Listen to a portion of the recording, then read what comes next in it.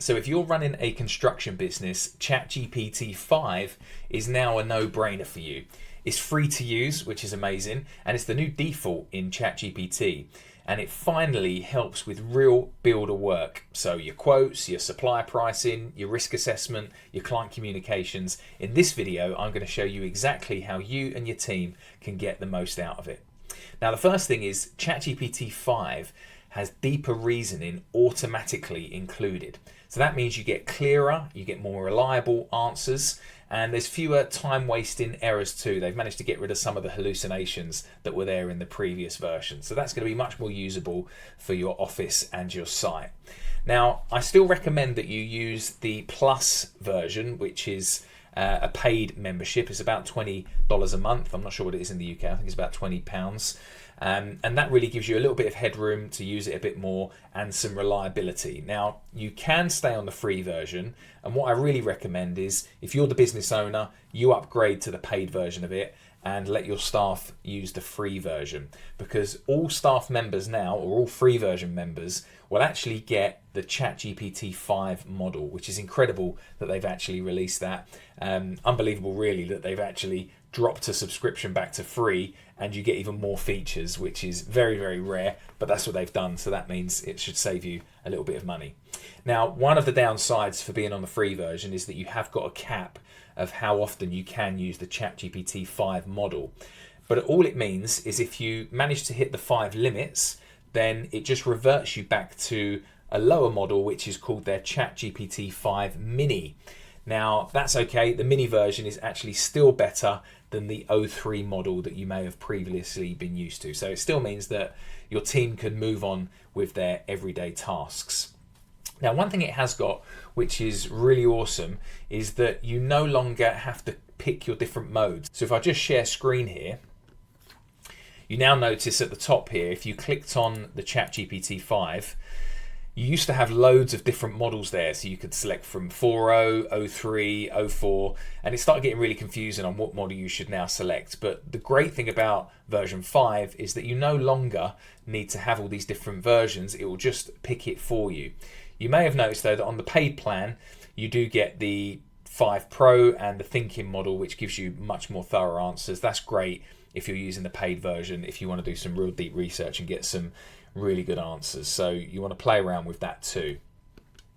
Now, the good thing about only having one mode now is that you don't have to pick anymore. So before you had to pick via reasoning mode or you had to pick the coding mode, GPT-5 just routes this automatically. So if you're maybe putting some spreadsheets in and you want it to do a detailed cost comparison or some sort of formula, then it's going to know to pick a more advanced and reasoning model for you automatically. So it basically decides how much thinking to apply behind the scenes, so you don't necessarily have to pick a model. Much simpler to use, and you're really going to enjoy that. One thing you do want to bear in mind with agent mode is that you still have to sanity check things. So, you know, check the VAT, have they got that right? Have they got the surcharges right? Have they got the delivery costs right before you actually go out and place that order?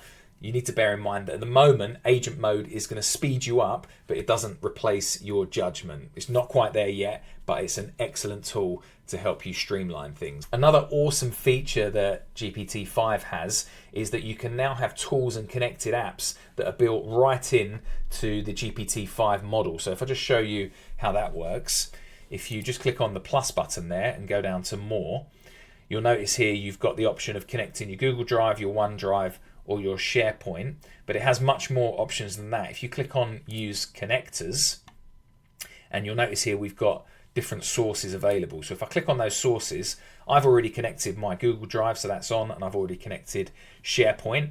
But if you're not using those, you could potentially connect Dropbox, Box, Canva, and here if you connect more, you've got even more options here. So we can connect your Outlook calendar, you can connect your Outlook email, and they also have Gmail here and Google Calendar, Notion if you're using it.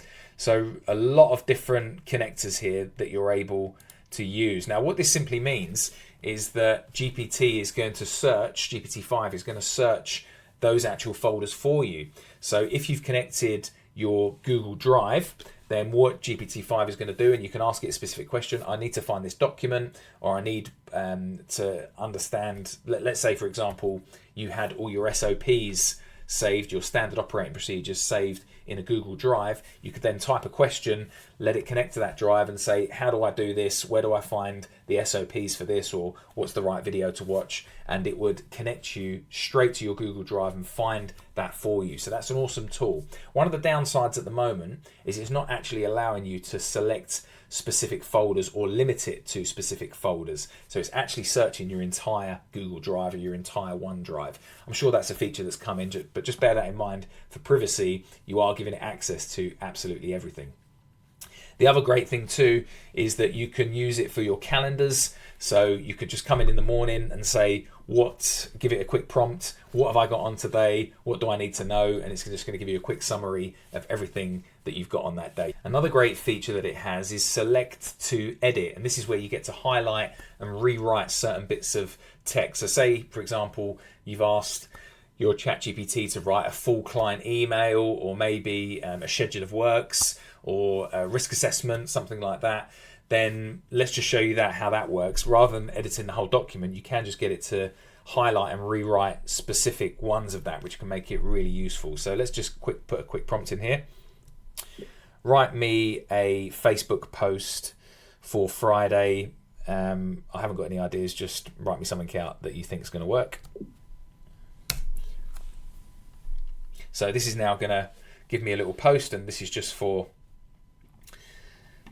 something that's it's come up with. So this is great. Now, say for example, I didn't like this phrase here. Here's the truth. You always know when it's AI when it says those words. Here's the truth. What I can then do is I can click Ask ChatGPT, and then I can say, I really don't like this phrase. Don't use it again. Change it, please. And it will simply edit that phrase. So here we go. And now that's gone, and now it's changed to the reality most builders ignore. So that's really useful, because sometimes you're asking it to edit things and it re-edit the entire document. Now it's just really easy for your team to go in and edit just specific sentences if you need, and change it as and when needed. So that can be a great little tool for you also.